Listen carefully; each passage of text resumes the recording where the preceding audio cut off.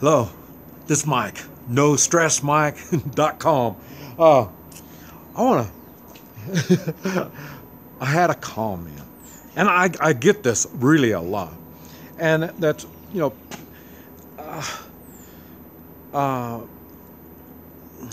I even hate to call myself a prepper. And the reason is, um, people that are unaware that there's going to be a future, they're the ones that call me a prepper. In other words, these people, their focus is on the here and today, and they walk in step with their peers. They don't think.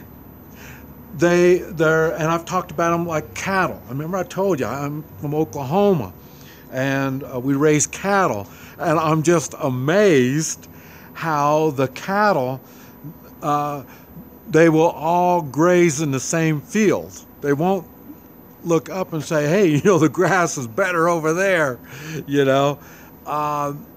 Well, then again, we bred, because we had some cattle that would say, hey, the grass is greener on the other side, and they would work their way through the fence. And when they do, they destroy our fence. So we would end up slaughtering them. We'll feed them out, and then we would eat them, or we'd take them to the market and sell them. But the one thing for sure, we would not breed them. We would breed the mean ones, breed the ones, the individual thinkers. We would breed them out. We don't want them. We want cattle that will follow the herd and do as they're told. And that's what happens when all these, and that's what I'm saying, all these people, and well, you can read the comments on my videos. A lot of people, look at me as I'm an idiot because I left the United States. That's the first thing, and they don't realize the first thing, I'm looking for the greener grass. That's the first thing. And but another thing is, I don't like the rest of the herd telling me what is best for me. And when you see my videos, you can pretty much see that. Now, it's not an easy life. And this is why I push taking personal responsibility, because that's the only way my lifestyle can work, is when I take that personal responsibility.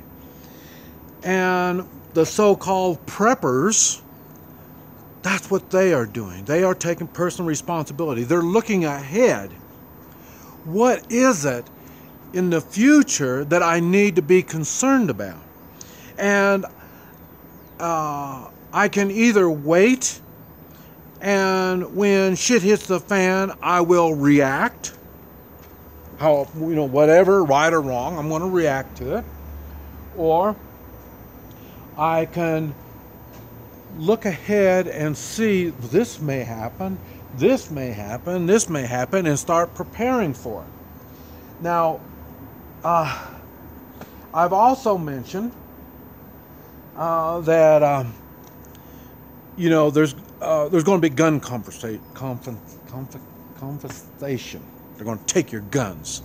Why do I say that? Let me see. Since the beginning of time, and you look around every country in the world, they want to control your guns. They want to control firearms. They want to take them from the people. Why? So then they will be easier managed. Because when personal responsibility, one of the things of personal responsibility is taking care of your own personal safety. That's one of the reasons why there's such thing as firearms. That's the only way I can guarantee my own safety.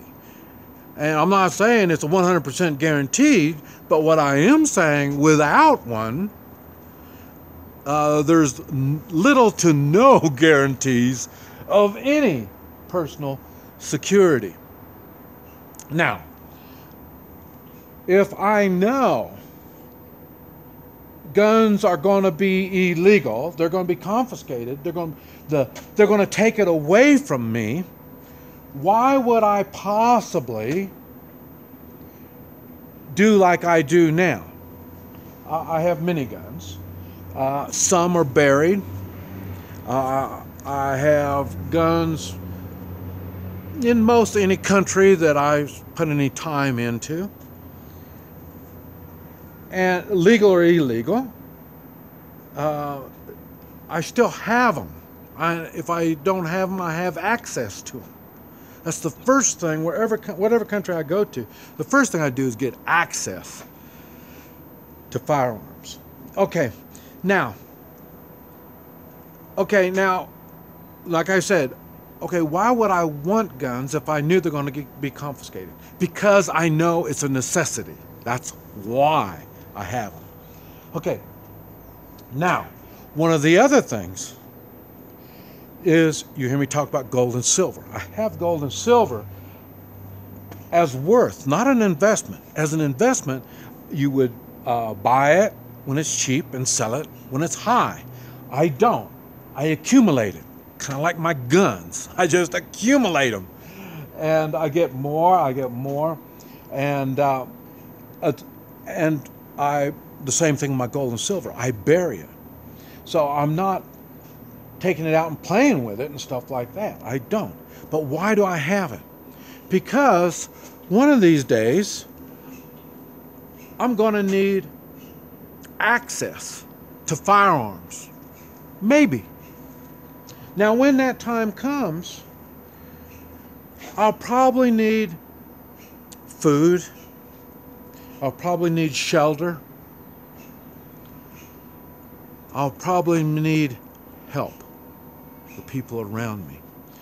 I'm going to need people that are like-minded.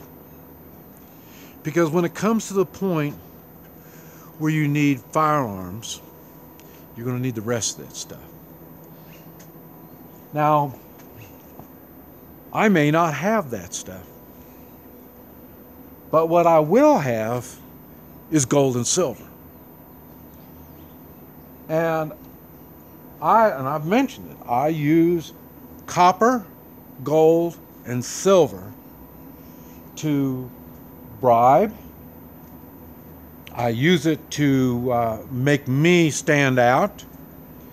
I use it to get attention, so people realize this guy is different. That's the first thing. Then they realize this guy is special. Then we'll get to the point where I need to be friends with this guy. That's what we're talking about. That's the making of a three-man militia. And I do that a lot. And I've talked about that. Three-man militia in all kinds of stuff. I even use it in business. The same concept works in many, many ways. But you need something to make this stuff work. Yes, gold and silver will be confiscated like everything else. Anything that's going to allow you to be an individual, anything to allow you to be a free thinker and to get through that fence, they want to control. They want to take it away from you. I know a lot of you think, well, you own your homes. You don't. I've seen it in the United States. Not only I see it down here, but I see it all the time where the government takes your property. There is nothing the government cannot take except for guns, gold, and silver.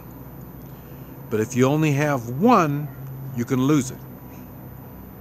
So you do need to accumulate some of this stuff and take personal responsibility if you plan on being separate from the herd. If you want to be part of the herd, don't worry about none of this stuff. We're going to take you to slaughter. Your time will come when you will be slaughtered. This is Mike, NoStressMike.com.